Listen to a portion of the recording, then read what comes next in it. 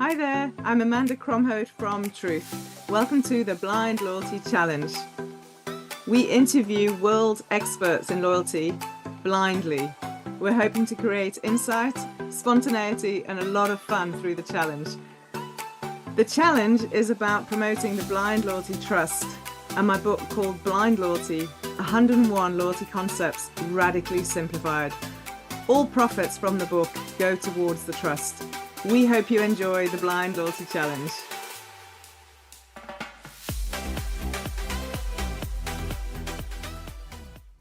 For today's Blind Loyalty Challenge, I have the absolute honor of talking to a really good friend of mine who we've worked together for many years, or many years ago, and he's just left my nest of loyalty people and flown ever since. So today I introduce Quaniet Jakoet, and he's head of loyalty and payment solutions at Vivo Energy. And he did confess to me just now he's terribly nervous. So hopefully, Quaniet, you're not so nervous.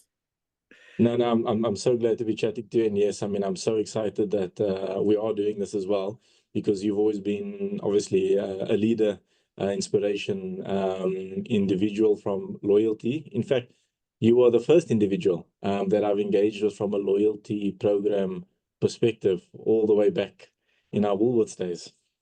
All the way back. I was a lot younger then, so imagine how much younger you were. All right, straight into it. So my first question in chapter 68 of Blind Loyalty, I talk about fuel rewards. So obviously you're at the heart of fuel rewards with your fabulous role. So what would you say is the biggest challenge facing the fuel industry in terms of loyalty and rewards? I think it's the generosity sometimes that people assume because it's a fuel retailer that we make tons of money, of course, for the amount of fuel, the charge of fuel at the moment. And people think that, because of that, they're going to be getting, or they should be getting at least, really high value rewards. And I deal in the African market. And what we see obviously is, margins are slim in fuel. Yeah.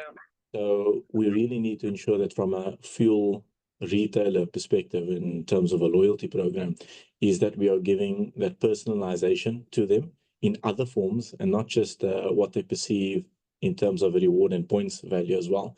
So it is a challenge in terms of changing that perception as to how much value we are able to give the individual, but changing what it is that we are able to give them as well in terms of what is perceived value for them. Yeah, it's super tough. I mean, we've done a lot of work in the fuel industry, and it's actually terrifying that the margins are so tight because you just don't expect it until you're inside the industry. So lovely answer. Great.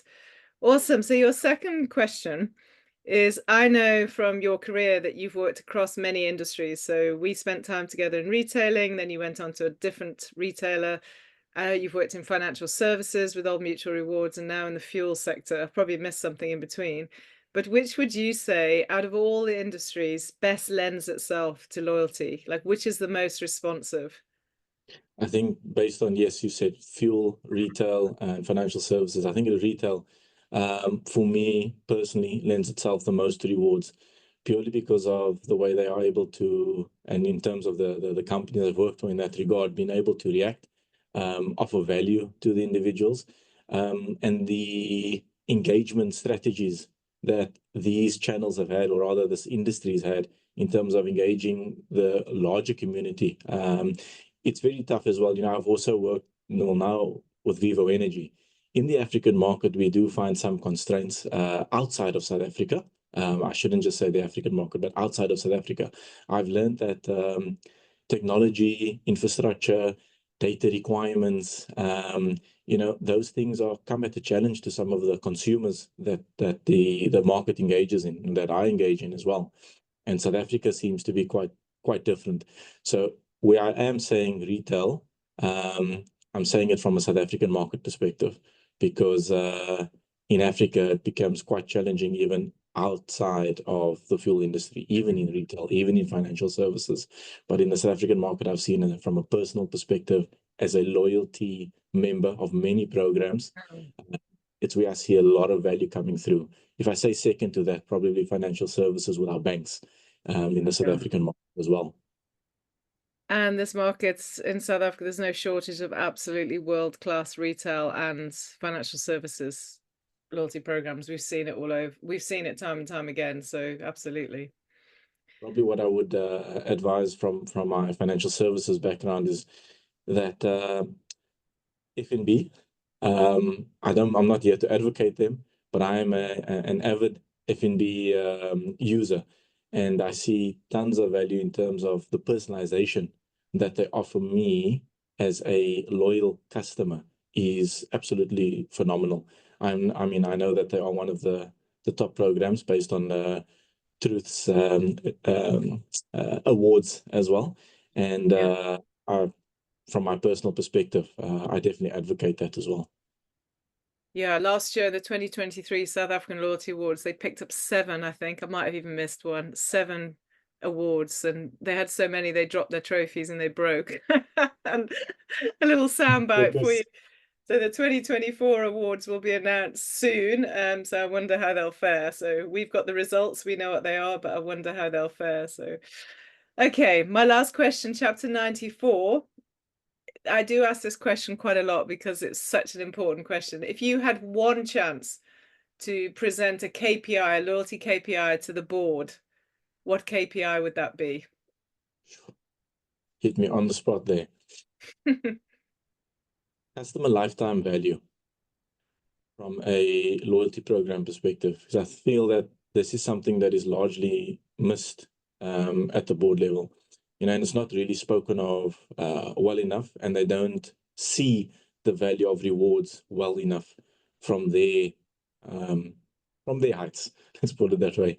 And this is something that I would love to be able for them to see, is that value that the customer, or rather that the member of a loyalty program brings to the business, because I feel that this is missed at the board level.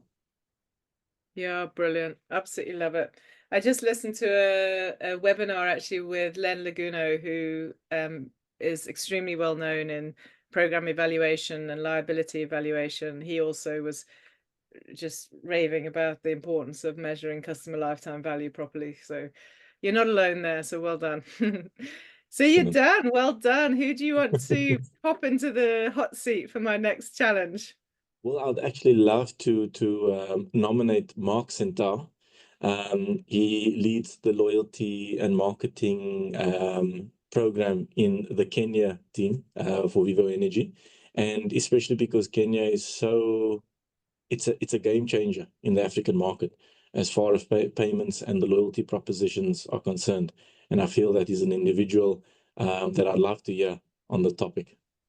Amazing. Cool. Can't wait. Someone new who I don't know. And I don't think we've interviewed anyone in Kenya yet. So that'll be a first, which is wonderful. Fantastic. Fantastic. Quaniet, I knew I'd love chatting to you. Thank you so much. It's a pleasure. Thank you so much, Amanda. Appreciated the time and look forward to engaging with you again.